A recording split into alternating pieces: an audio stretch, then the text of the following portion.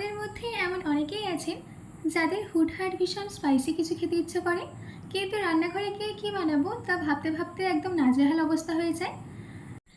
যদি আপনাদের অবস্থা এরকম হয়ে থাকে তাহলে আমার আজকের এই শেয়ার করা রেসিপিটা শুধুমাত্র আপনাদের জন্যে। মাত্র 10 মিনিটে একটি দুর্দান্ত স্পাইসি ডিশের রেসিপি আমি আপনাদের সাথে আজ শেয়ার করব।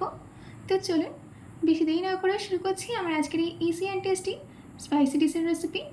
নমস্কার, আমি পিনু, কুক উইথ পিনুতে আপনাদের সবাইকে স্বাগত। এই রেসিপিটা বানানোর জন্য সবার প্রথমে আমি একটা পেস্ট রেডি করে নেব। তার জন্য আমি এখানে 8টা শুকনো লঙ্কা 15 মিনিটের জন্য ভিজিয়ে রেখেছিলাম। এবার আমি এই শুকনো লঙ্কাগুলোকে জল থেকে ছেঁকে নিয়ে একটা গ্রাইন্ডিং জারের মধ্যে ট্রান্সফার করে দিচ্ছি। তার সাথে এর মধ্যে অ্যাড করে দিচ্ছি 1 চামচ গোলমরিচ, দিচ্ছি 15 কোয়া রসুন। এবার এটার একটা জল ছাড়া পেস্ট রেডি করে নেব। দেখুন আমাদের এখানে কিন্তু পেস্টটা রেডি করে নেওয়া হয়ে গেছে।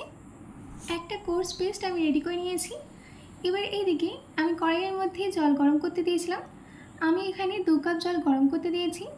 এবার আমি এর মধ্যে অ্যাড করে দিলাম 1 ছোটো চামচ নুন, তার সাথে অ্যাড করে দিচ্ছি 2 চামচ তেল। যখন জলের মধ্যে একটা বয়েল চলে আসবে তখন এর মধ্যে অ্যাড করে দিতে হবে আমাদের নুডলসটা দেওয়ার পর একটু মিশিয়ে নিচ্ছি। এবার গ্যাসের ফ্লেমটাকে মিডিয়ামে রেখে 5 মিনিট নুডলসটাকে বয়েল করে নেব। 5 মিনিট পর দেখুন আমাদের এখানে নুডলসটা কিন্তু ভালো করে বয়েল করে নেওয়া হয়ে গেছে। এবার আমি এই নুডলসগুলোকে জল থেকে ছেঁকে নিয়ে সম্পূর্ণ ঠান্ডা হতে দেব। যতক্ষণ নুডলস ঠান্ডা হচ্ছে ততক্ষণ বাকিগুলোকে প্রিপেয়ার করে নিই। তার জন্য আমি প্যানের মধ্যেই দিয়ে দিচ্ছি 4 চামচ তেল। তেলটা যখন সম্পূর্ণ গরম হয়ে যাবে তখন এর মধ্যে অ্যাড করে দিতে হবে আমাদের আগে থেকে তৈরি করে রাখা শুকনো লঙ্কার পেস্টটা দেওয়ার পর কিছু সেকেন্ডের জন্য সতে করে নেব যাতে এর ফ্লেভারটা তেলের মধ্যে চলে যায়।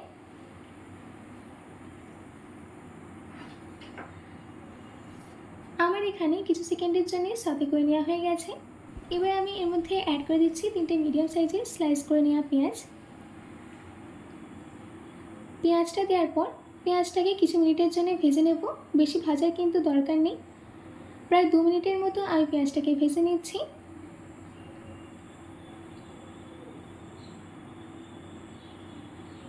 আমাদের এখানে পেঁয়াজটাকে 2 মিনিট ভেজে নেওয়া হয়ে গেছে।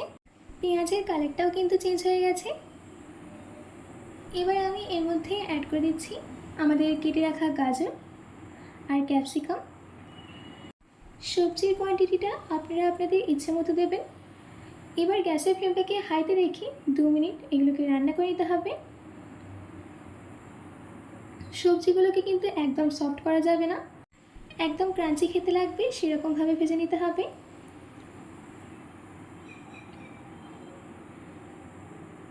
আমার এখানে 2 মিনিট ভেজে নেওয়া হয়ে গেছে। এবার আমি এর মধ্যে অ্যাড করে দিচ্ছি 4 চামচ টমেটো কেচাপ, দিচ্ছি 2 চামচ সয়া সস। টমেটো কেচাপ আর সয়া সসটাকে ভালো করে মিশিয়ে নিতে হবে। দেখুন সব কিছুকে ভালো করে মিশিয়ে নেওয়া হয়ে গেছে। এবার আমি এর মধ্যে দিয়ে দিচ্ছি আমাদের বয়েল করে রাখা নুডলস। এবার এই নুডলসটাকে 1 মিনিটের জন্য সব কিছুর সাথে ভালো করে মিশিয়ে নিতে হবে। যাদের যাদের এখনই এটা খেতে খুব ইচ্ছে করছে তারা ঝটপট বানিয়ে নিন। আপনারা হয়তো দেখতেই পেলেন যে আমি কতটা ইজিলি বানিয়ে ফেললাম। ব্যাস রেডি হয়ে গেছে আমাদের restaurant style spicy chilli garlic noodles.